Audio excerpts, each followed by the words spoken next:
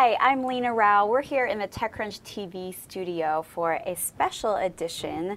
I'm joined by Drew Houston, founder and CEO of Dropbox, Bryan Schreier, partner at Sequoia Capital, and a board member of Dropbox. Welcome to the studio, guys.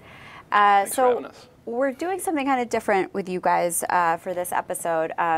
We're going to talk about the dynamic between you and Bryan and how you guys work together on issues. And the first topic for this segment is recruiting and talent. Bryan, what is the dynamic when you're recruiting? What are you looking for Drew? And how do you guys balance each other out when you're trying to get someone and then Drew's closing it? Yeah, absolutely. I mean, it changes over time. Drew's always had this approach, which I think is really smart, of trying to meet the best people in the world at that function. So if he's recruiting someone to run sales, he wants to meet the best people out there to calibrate himself on the right profile for Dropbox. So that's one thing. I think in terms of how we can help out, it has to do with our business model at Sequoia. And our business model is about kind of partnering with as few companies as possible per year as opposed to as many. So that means one or two per partner. And so for me, I wouldn't actually partner with a company that I wouldn't want to go work at myself, or I wouldn't try to convince my own brother to go work at. So when you sit down with someone who might be joining one of our companies, it's very easy to authentically say, this is a company that can change the world. And when they see the other companies that we've been involved with from that perspective, they know that we actually have the baseline to make that claim. Drew, what would you say is the most important thing that you've learned about recruiting from Bryan? I mean, Bryan, it's important to acknowledge that you built teams at Google. You were leading international sales for them. I mean, you've had a lot of experience in building quality teams. So what have you learned from Bryan? Well, first, I think that helping calibrate is really has been the most important thing. But also knowing, especially when we were in the first year or two, just learning how to recruit senior executives. What motivates them? What are the kind of hang-ups in the closing process? And how do you get people who have these really, really great jobs excited about something that has, like 9 scruffy-looking engineers and no business people? Well, I think that goes to an interesting point in that how do you make, you guys have, I think at last count that was reported, around 250 employees. And how do you make, employee 251 feel like employee 5? Well, I think people join because, great people join usually for the same reasons. They want to work on things that are important, and they want to learn and grow, and they want to be around people that they admire. And I think you want that whether it's a 5-person company or a 250-person company. And I think the reason we get them excited because we're like, look, we're the only company at this stage that also has an audience in the hundreds of millions of people. And actually when you divide our user base by the number of engineers, for example, it's like you have more than 1 million people per engineer that you reach. Mm-hmm. And so that scale and the opportunity, there's so many things in the company that are a blank slate that you can own something that would have a much bigger scope than even if you started your own company. Would you agree with that, Bryan? Oh, absolutely. Yeah. I think also the other topic here is culture, and culture is talked about a lot, and obviously incredibly important as you're building a company, potentially the most important thing. But one of the benefits of building the kind of culture that Dropbox has is that no matter what the size of the company is, it becomes a magnet for talent, right? And so Dropbox at 250 is just as exciting because they've always hired great people, but you can hire more and more great people, and then you get this snowball effect, which I think only a few companies in the Valley have been able to create, Apple, Google, Facebook.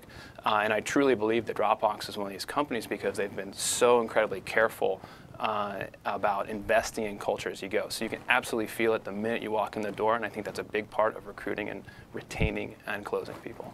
And you can be, if you are an engineer and you program in Python, you can start at Dropbox and be sitting next to Guido van Rossum, or if you use Facebook, you can be in the same conference room as the people who built it. And if you're a designer, you can be working with the guy who created the like button. And I think that's a big part. Once you build that kind of nucleus, a lot of really great people also want to join.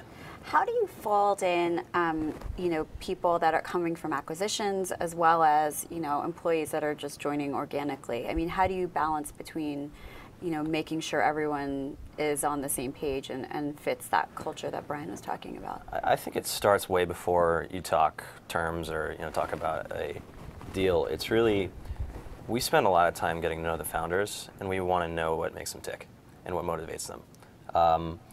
And so the ones that work are where the founders want to do really big things, and they realize that Dropbox can provide them a platform where they can just focus on building a really great product, and they don't have to worry as much about all the other dozens of things that you have to worry about when you're running or building your own company.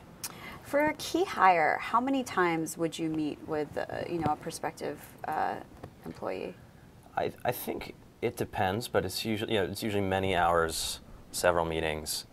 They meet me, they meet Arash, my co-founder, they meet Bryan, they meet a lot of people on that team. Have you always agreed on everyone? I mean, do you ever disagree? I'm sure. I'm sure. We've learned a lot on this one together, I think. Yeah. Go. Can you elaborate a little bit? I mean, I'm curious. Just how does that dynamic work when you do disagree? What is there usually something you disagree over, or? Well, what I try to do is provide a service to Drew and Arash and the team, and it's not very useful for people to for someone to always just agree. I think that when you're building out any team, and I try to be, in the front row seat, but not think I'm in the company, but I do think of myself as part of an extended team. And when you build a team, you want complementary skill sets and also different viewpoints. And so in some ways, it's actually my job to disagree at times and try to point out things that may not be obvious from the context in which Dropbox has met the person. But actually, I think we tend to agree most of the time. Yeah. I think in any case that we have, and it's really, it's usually been a case where Bryan has known or worked with people who are even better than a given candidate that we're talking to, and then it's usually a pretty easy conversation when you go meet people who are truly world class. Then you're like, oh yeah, why would we settle for anything less? I'm curious a little bit, Bryan. You come from Google, and Google has its own very, sort of formulaic way that they hire. How have you brought that over to, advising Drew on how he approaches hiring? I think very carefully, because Google was built at a very different time. Google was the scaling of the company in terms of the first few thousand people was 98 through 2004. And not only was it a different economic environment, there wasn't the same war for talent back then. Things were pretty bleak, and so it was a different ball game. But you also had, very different fundamentals of building a technology company. Right now you can get a lot of infrastructure on demand from Amazon, for example. So you have to be very, very careful about trying to apply, previous patterns. VCs talk a lot about pattern matching, and I actually think that's very dangerous.